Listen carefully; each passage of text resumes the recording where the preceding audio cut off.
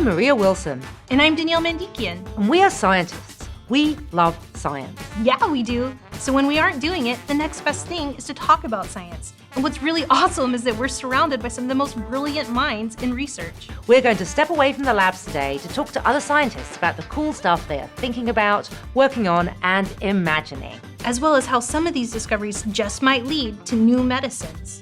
So grab your favorite drink, get ready to unlock your science brain, and join us for Two Scientists Walk Into a Bar.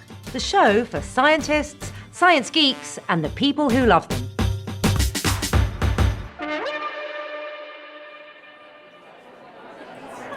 Guys, I wanted to know, can you name a few drug modalities?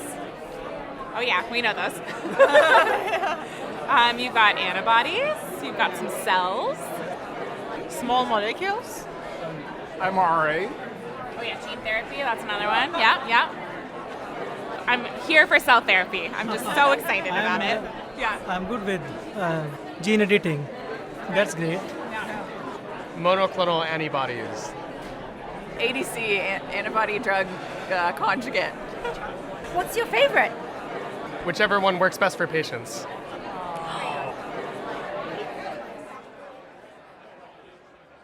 Hi everyone, welcome to the show. Today I have the absolute pleasure of speaking with Karin Briner, who is what we call a very experienced drug hunter. Over her career, she has been part of the discovery of many, many different drugs with different types of modalities. We're going to talk today about modalities, and just to help everybody understand a little bit about what we mean, we sometimes talk about drug delivery and drug modalities. The modality is the type of molecule that we're delivering. You could use the analogy that it's a package that's got different, you have different types of things within a package, and that the way you deliver a drug is how it's taken to taken into the person. So that's like the truck or the helicopter or the plane that's getting your drug to where it wants to go, and your modality is what's in that package. Many different types of drug modalities, and we're going to talk about those today. Karin, thanks for joining us. Delighted to be here. Thanks for having me. When I first started working in drug discovery, there were two kinds of modalities. There were small molecules, think of something like aspirin, right? When we say small molecule, it means its molecular weight around about 300, right? Yep, 3 to 500. Yeah, 3 to 500, right, for the chemists listening. Then there were large molecules, which were either proteins or antibodies that were made into drugs. But now there's all sorts of other stuff as well. Absolutely. As you say, it used to be nearly binary, small or large, which meant it's an antibody or a protein. But we have a whole continuum of small molecules, the medium molecules, some small hormones, not peptides, to antibodies.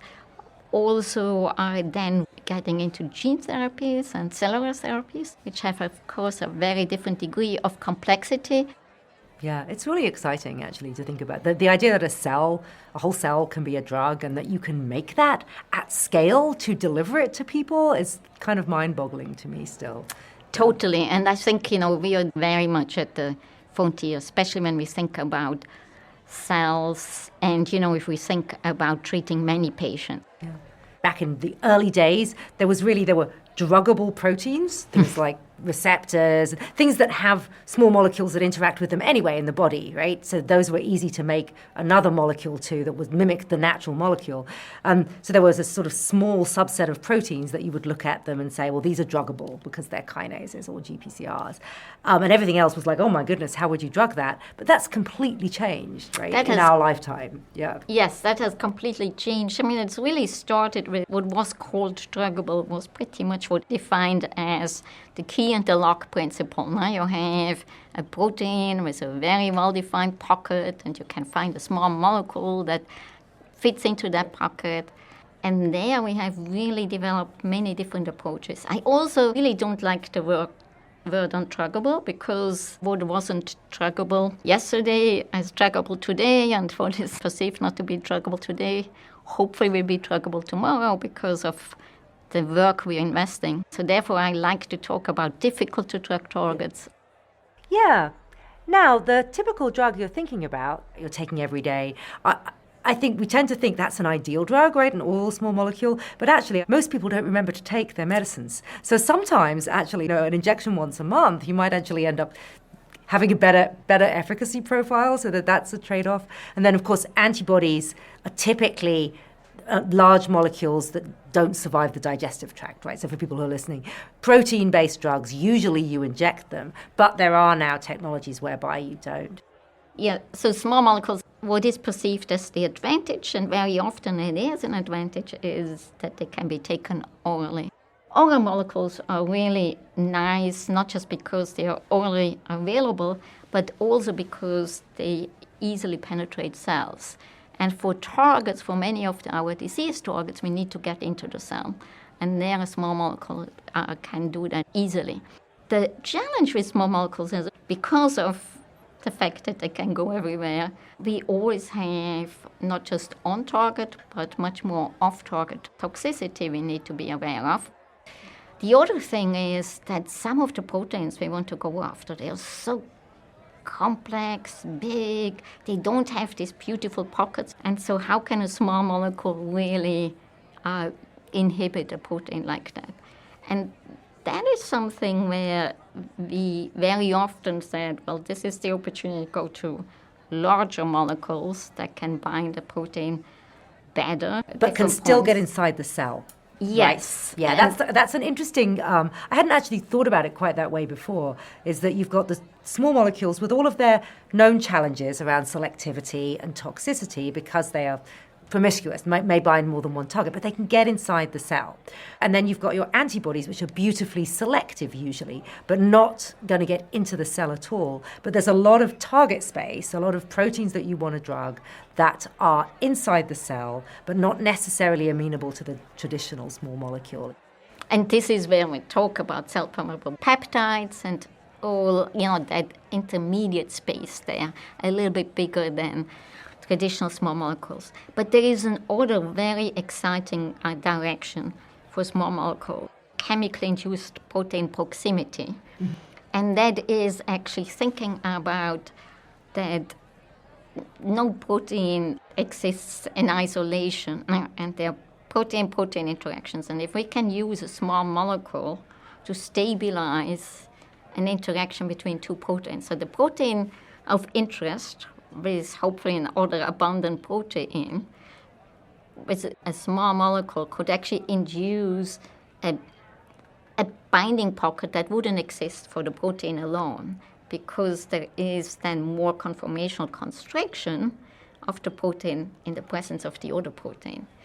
And that then can induce the opportunity to use small molecules for difficult-to-drug targets that still are in the cell. And it has been known for a while because natural products often work like that. They are really binding two proteins. But for a long time, people were only aware of one. And there is a whole new mode of action for small molecules, which we talk about, small molecules inhibit or activate targets. But small molecules also can degrade proteins.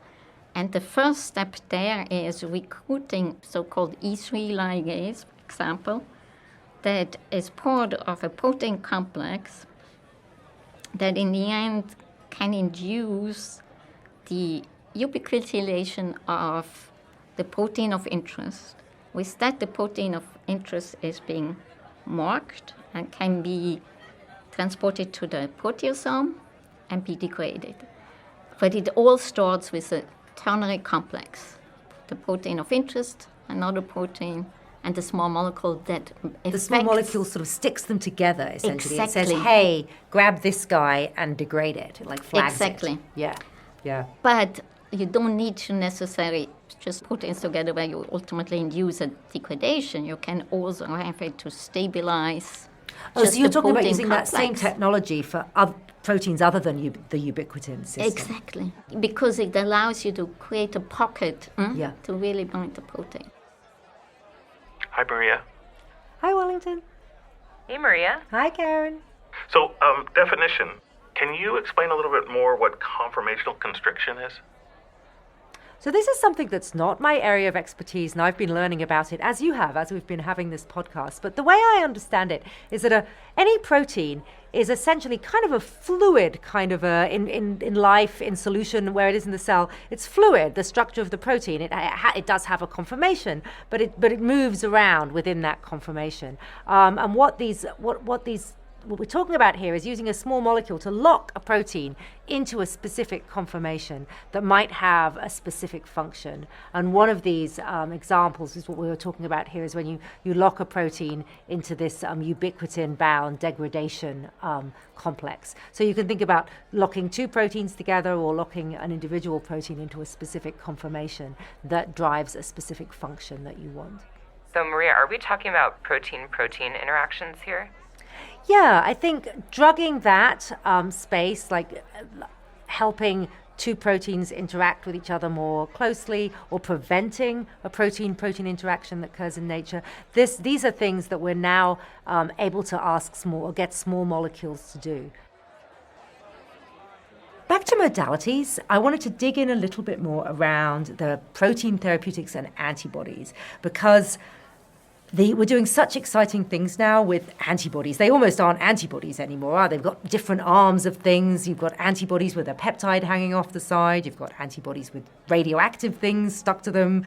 Yeah, it's really fascinating, and this is why I always like to talk about modalities, because if we think about all these different antibodies, they're still similar size, but they have very different mechanism of actions, because either they target two different proteins, or one is actually a targeting arm to get to a cell surface protein, and then it's conjugated with a small molecule that can actually be then delivered to the cell, but in a targeted way. So the small molecule doesn't go just everywhere, it only goes into the cells.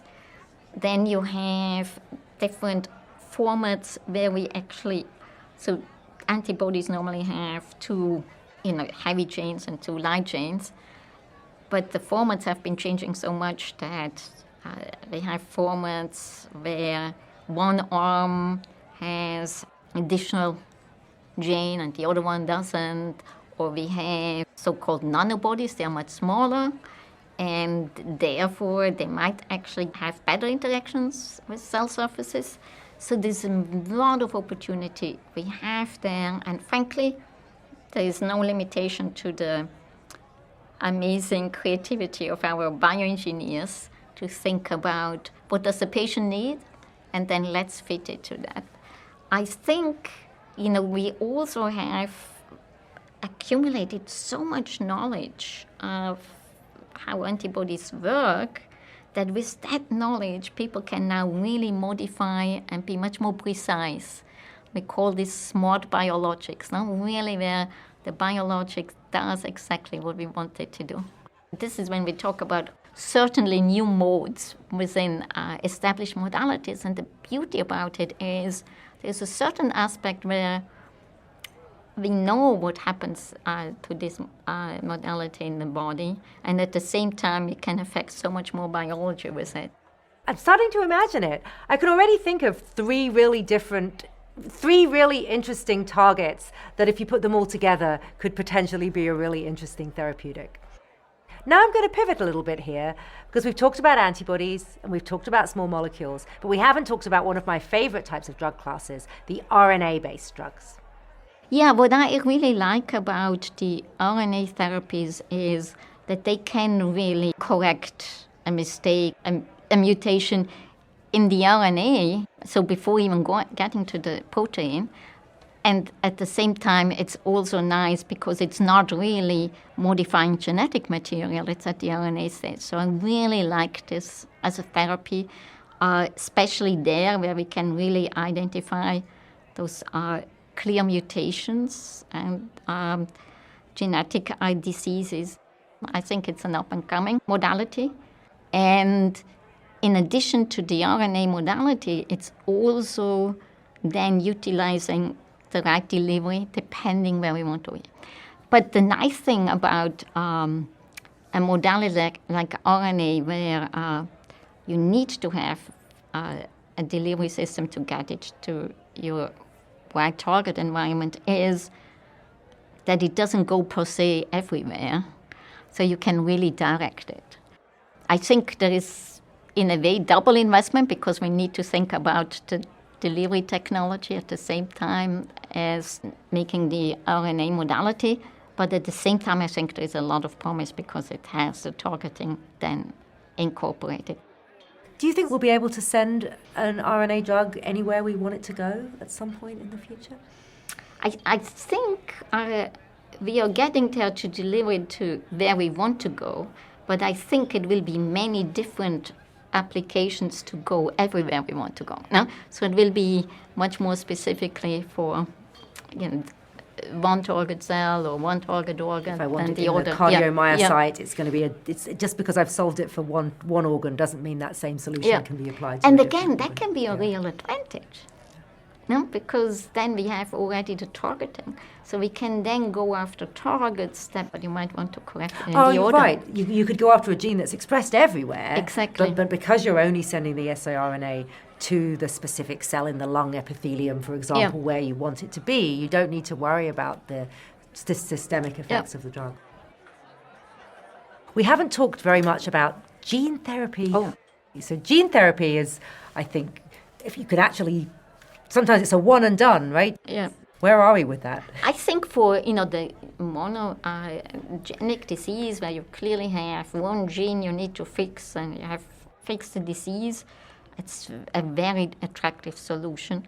The problem often is if the patient population is larger, making sure that the accessibility is there for the patient to get it early enough. Sometimes, there might still be the opportunity for, while the patient is waiting, having some corrections with other drugs, or, if the patient is already older and the correction is not 100%, that there are some drugs to modify, but overall it's really attractive.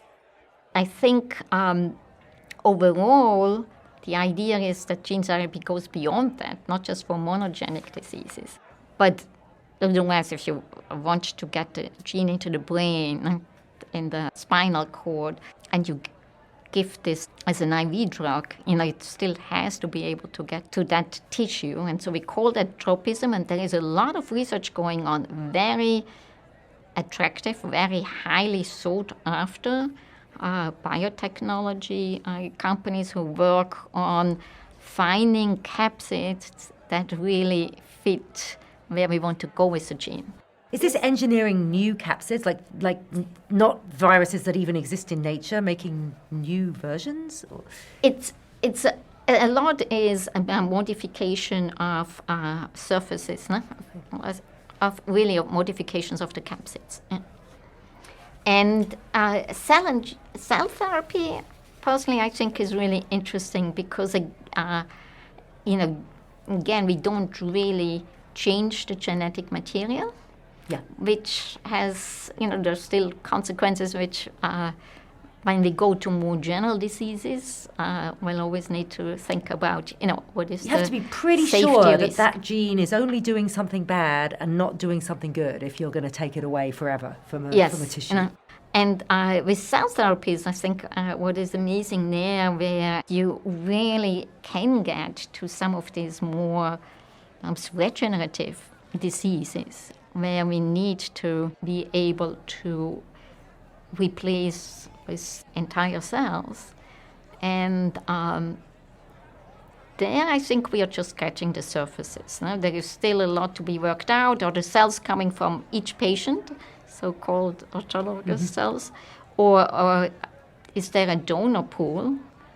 Right, so you could make a batch of cells. I think type 1 diabetes is obviously one of the areas. It's always been sort of a holy grail that one day we will be able to say to a parent of a child with type 1 diabetes, don't worry, we've got a batch of new beta cells over here, new islets, here you go, we can just give you some. And I think that's still one of those, no? Yeah, I think we're getting closer, right? Yes, we're getting closer. It's really exciting. I definitely believe this is something where we will see much more over the next decade.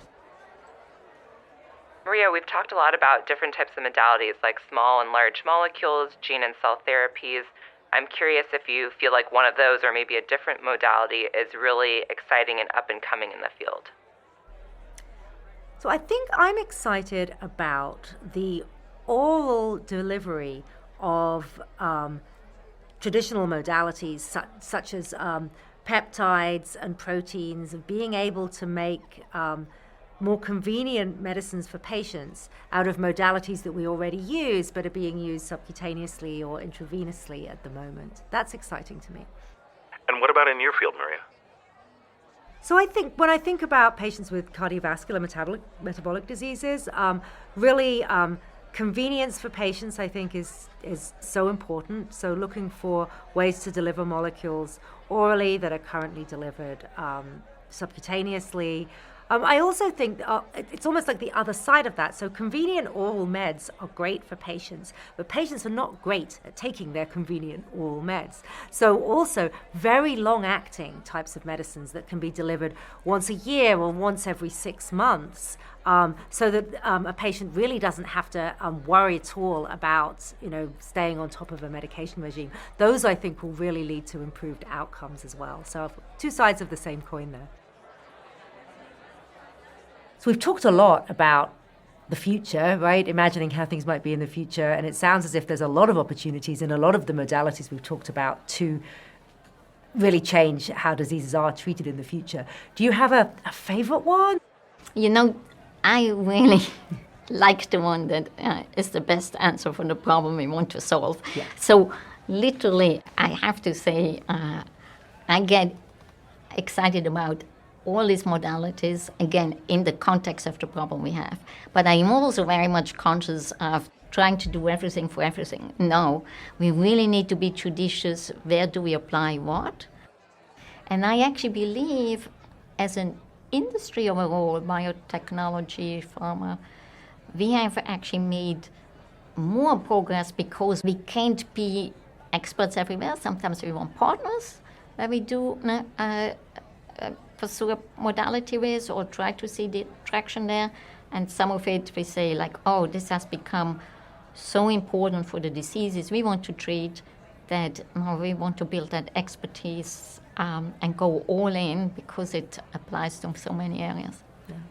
No, it's wonderful. There's so much creativity out there. If you are a platform company working on siRNA, then you're going to try and do that for everything. It won't work for everything, but eventually you'll figure out what's the right platform for the right disease. Exactly. It's really applying that expertise and knowledge. Where should we apply which technology? Which of the modalities do you think might get us to true curative therapies? When you think about really curative therapies, then there where we can really connect it to a gene, and so we can do gene therapy and we can deliver that gene to the place. That, of course, is a wonderful way to really have a big investment, but also a big outcome. And that's very attractive. And I think ultimately that's what we all dream for. No? I mean, it's not just treating, modifying disease, but really being able to cure.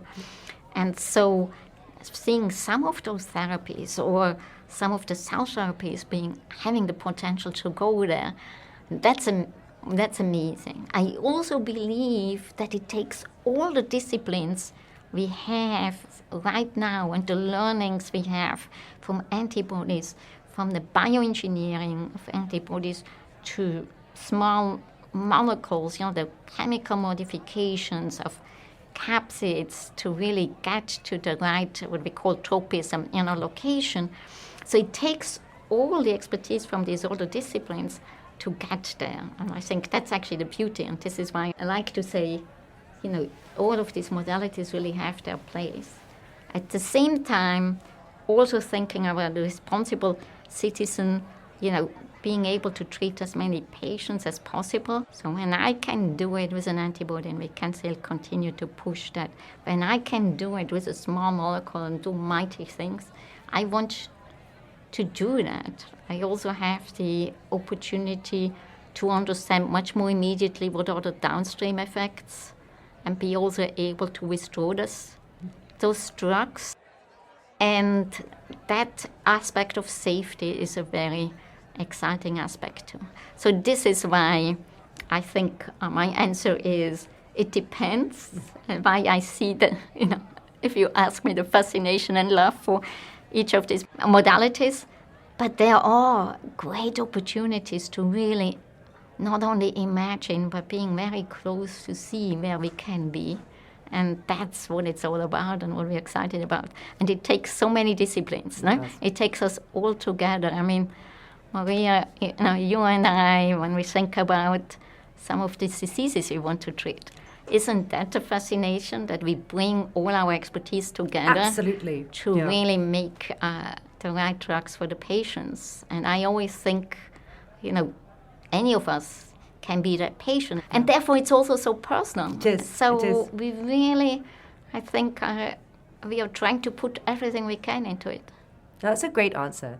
I think, as you mentioned that, yes, if you talk to like the big consulting groups and if you read the headlines, gene therapy, cell therapy, that's what everyone's super excited about in the big world. But I think there's an underestimation, actually, of how exciting small molecule or synthetic chemistry, even though they're not super small anymore, some of these molecules, how much excitement there is in that field because of AI and machine learning, allowing things to be done faster, because of you were talking about creating new pockets in proteins that we never thought we could do before. It's not, your mother's or your father's small molecule chemistry anymore. It's a whole different space. And the same with the large molecules.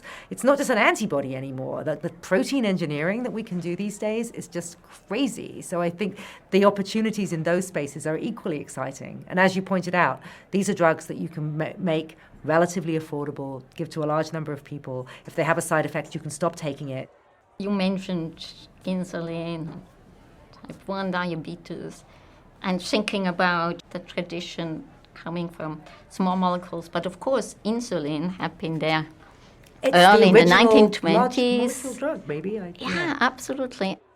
And then the amazing innovation by Swanson and Boyer to really think about recombinant DNA technology, making enough of the protein, and how much that innovation technology has changed how we think about drugs and what we think is possible.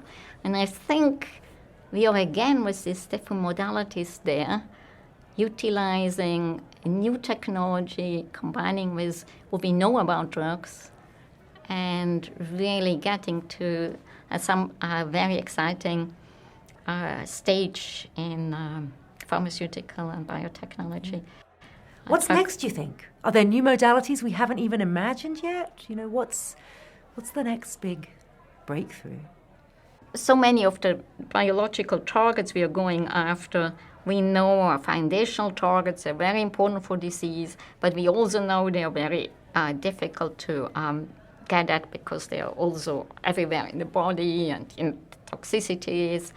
And so I really believe with some of these new formats of drugs, it's really getting it much more precisely to where we need to get it and thinking about really safe long-term cures for people. And I really think it's more than just treatment. Again, it's getting to what can be curative. Thank you so much, Karin. That was just a really wonderful and exciting conversation. I really enjoyed it. Thank you. Well, thanks, Maria. It's wonderful working with you on new drugs and talking with you about it. Thanks. Thank you. Wow, Maria Wellington, that was such a great episode. We covered so much with regards to modalities and drug discovery. It was really fascinating for me to listen to this. I think Karin briefly touched on the role of AI and machine learning in drug discovery. Could you talk about that a little bit more? I mean, I think one of the reasons perhaps we didn't go into it is that it's almost become the way of doing business now in drug discovery. The computational aspects have already transformed the field, and it's almost like the bread and butter now. You don't do this work without working very closely with computation, with AI, machine learning to help with designing molecules. It's the future, and it's already really accelerating what we can do. Yeah, it really was great. I can now describe to my family the difference between drug delivery and modalities, so thank you for that. My question for you is about accessibility, and Karin talked a little bit about the need for patient access. What do you know about that, and how are you all thinking about that? It's a really important point. And I think something to consider is that your traditional small molecule drugs, which are relatively easier to make, more shelf-stable, easier to ship to regions of the world with different storage conditions, are more accessible to more patients generally. Whereas your injectable drugs, some of these much more complicated biologic modalities we're talking about, they're difficult to make. The supply chain of them is a lot more complicated. They have to be refrigerated a lot of the time. So there are a lot of there are a lot of challenges with some of these very new exciting modalities in getting those to access to patients all around the world. It's something we think about all the time. And that's our show. Thanks so much for listening. If you haven't already, rate our podcast wherever you listen. It will help new people to find us. And be sure to subscribe. If you have a question about the show, you can contact us at podcast@gene.com. That's GENE.com. And now for me, it's back to wrestling with data.